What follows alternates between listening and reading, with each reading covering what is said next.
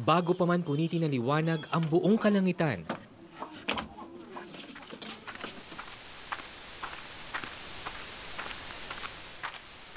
naghahanda na ang magamang sina Johnny at Angelo.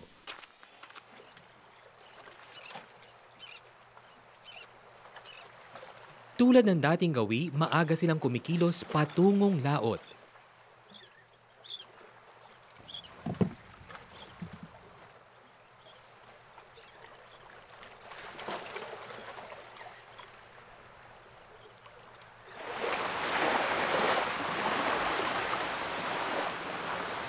Wala silang dalang lambat, mga container ang bitbit nila.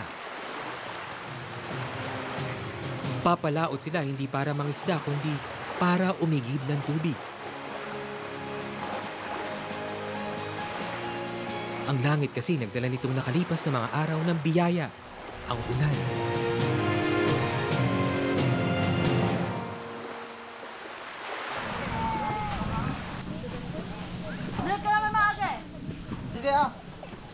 Saan na sila? Ang bukal sa kabilang isla ng sitio Binaliw, busog na naman daw sa tubig. Sa sitio ng Binaliw, bawat patak sagrado. Dahil ikutin mo man ang sitio na ito, wala kang mapagkukunan ng tubig na magagamit sa pang-araw-araw, kahit isang patak.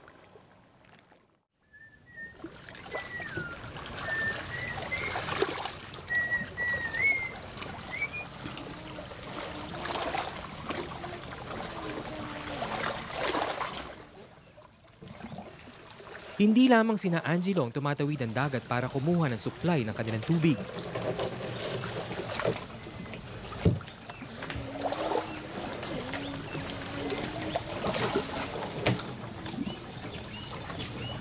Meron na mga nauna sa kanila.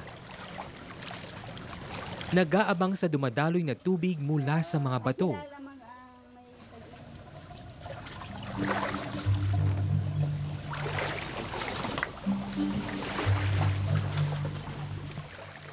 Sa paghihintay ng ilang mga bata, nakahanap na nga sila ng merienda.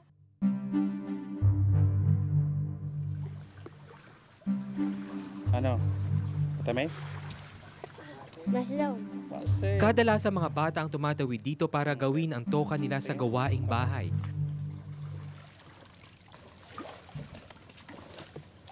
Ang mga magulang kasi nila ay nasa kani-kanilang mga trabaho. Swerte lang si Angelo dahil nakasama niya ang kanyang ama ngayong umaga.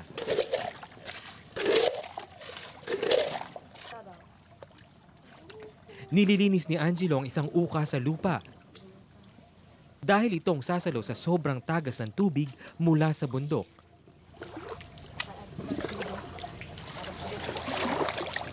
Binubungkal ang mga putik at bato.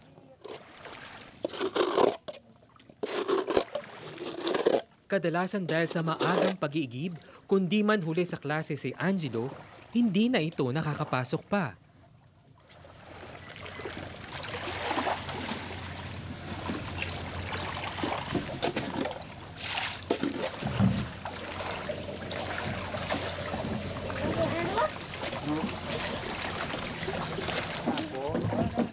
Kung tinanong ako kahapon, tungkol sa mga bagay na politik, ay saan? Ang Sitio Binaliw ay matatagpuan sa isla ng Ticao, hiwalay mismo sa mainland ng Masbate.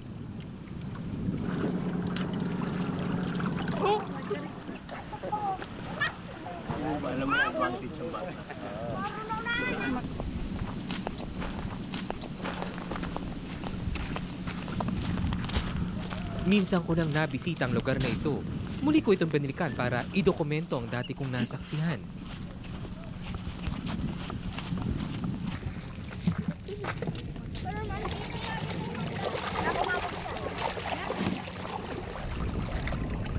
Si Angelo na galing sa igiban noong umaga, muling maglalayag patungo sa katapat na isla. Di pa kasi tapos ang pagsasalong.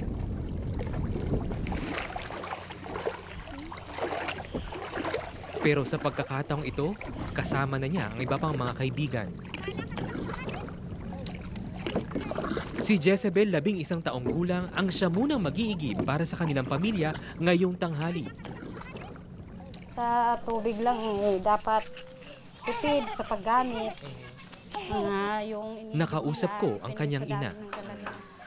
At saka lalo-lalo na ilaw. Para wag maano. 6 ang anak ni Hanilin. Si Jezebel ang ikalawa niyang anak.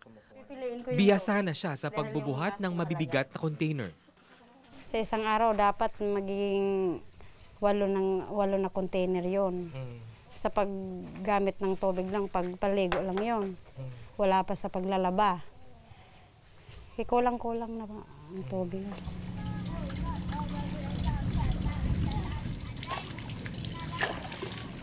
Kasama rin ni Jezebel ang magkapatid na Angela at Bingbing.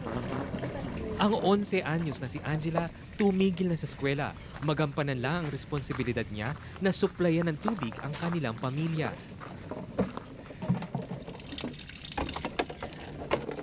Mahirap nga po kasi di nakapasok minsan ang eskwela kasi sa hirap ng tubig. Minsan kung may trabaho ko, mga bata nag-igib. Eh siyempre, walang magawa. Igib ang mga bata dahil kailangan ang tubig. Di nakapasok. Ay siyempre, mga maliit. Mga bata.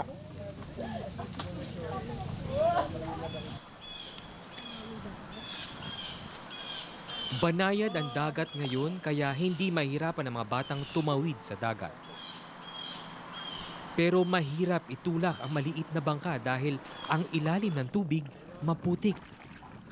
Pupunta tayo doon sa lugar kung saan madalas mag-igib yung mga bata sa Sitio Binaliw. At para makarating doon, kailangan sumakay ng bangka. At ito yung, bago ka sumakay ng bangka, kailangan mo maglakad dito sa putik. Yung putik dito kasi is burak, so lumulubog ka kapag naglalakad ka sa ilalim. So mahirap actually yung pagtawid mula dito hanggang doon sa source of water. Ganito yung itsura nung putik sa ilalim ng tubig. So kapag ikaw ay naglakad dito, lulubog ka talaga dahil sa kapal ng burak.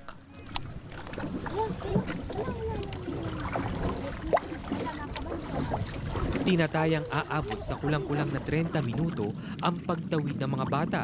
Yan kung kalmado ang dagat. Hindi nila iniinda ang talim ng sikat ng araw, basta mapunan lang ang mga tuyong container. Galing kayo sa igiban ng tubig? Ano oras kayong pumunta doon? Alauna. Alauna. So ngayon lang kayo nakabalik? Ilang containers yung inigib nyo?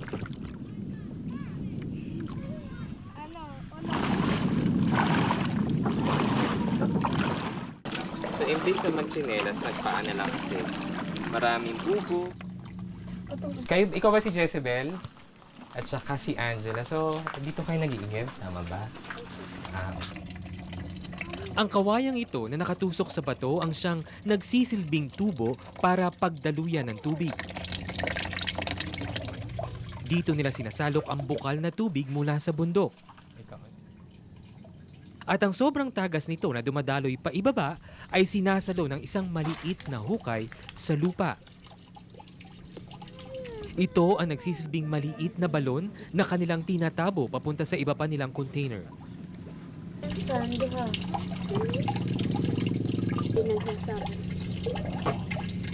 Itong isasarok nyo, igib nyo, saan nyo dadalhin yan? Babalan. Gaano ang tubig na to? Naiinom? Opo. Pero sa Sara. Pero naisip ko kung dito na rin sila kumukuha ng kanilang maiinom, paano na ang basurang nasa tabing dagat o lumulutang sa tubig?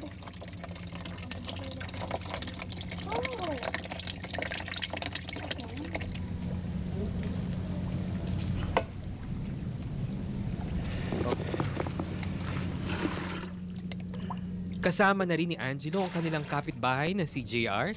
Dito sa kabilang bahagi siya nagsasalok.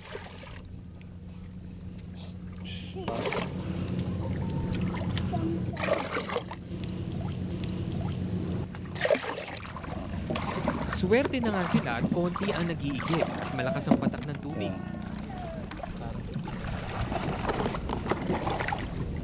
Ang kadalasang ilang oras ng paghihintay, napaikli ng 1 oras.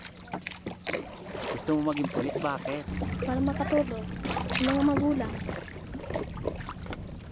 Habang nagsasagwan si JR, halata sa kanyang mukha ang unti-unting pagkawala ng pasensya. Ilang beses ka ba nag-iigib sa isang araw?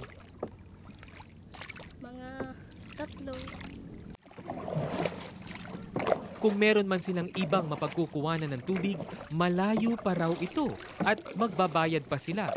Kaya tinitiis na lang nila ang pagsasagwan sa ilalim na matinding init.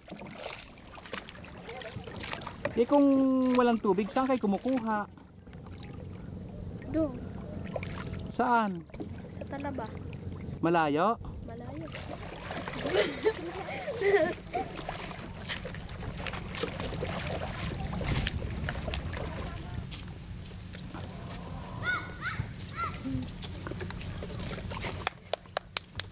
Wala ang mga magulang ni JR nang iuwi niya ang mga sinalok na tubig. Natsyempohan ko ang kanyang tiyahin na nag-aabang. Alam niya ang hirap ng pamangkin niya sa pag-iigib. Dahil nauna nilang napagdaanan ang nararanasan ng mga bata ngayon, lalo na kapag masungit ang panahon. Kasi pag maalon, hindi ka makakapagbangka dyan, hindi ka makakapag-igib. Tapos pag dyan naman sa kabila, bibili ka isang container yung malaki, 10 piso, ganyan. Tapos pag hindi ka nakapagbangga, lalangoyin mo na lang yan papunta doon. Sa bahay naman ni Jezebel, naghihintay na ang kanyang ina dahil ang mga platong nakatiwangwang, kailangan na ring hugasan.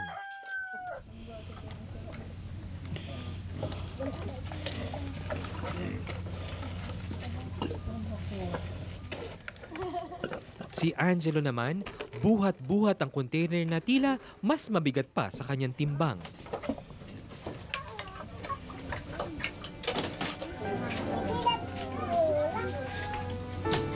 Wala mang pasok ngayon ng mga bata, pilit pa rin silang nag-aaral dahil marami rin silang naiiwang leksyon sa oras na di makapasok sa eskwela dahil sa pag-iigib. Nakikita ko yung dating ginagawa ko, tapos mas gusto ko na hindi na nila maranasan yung naranasan ko dati.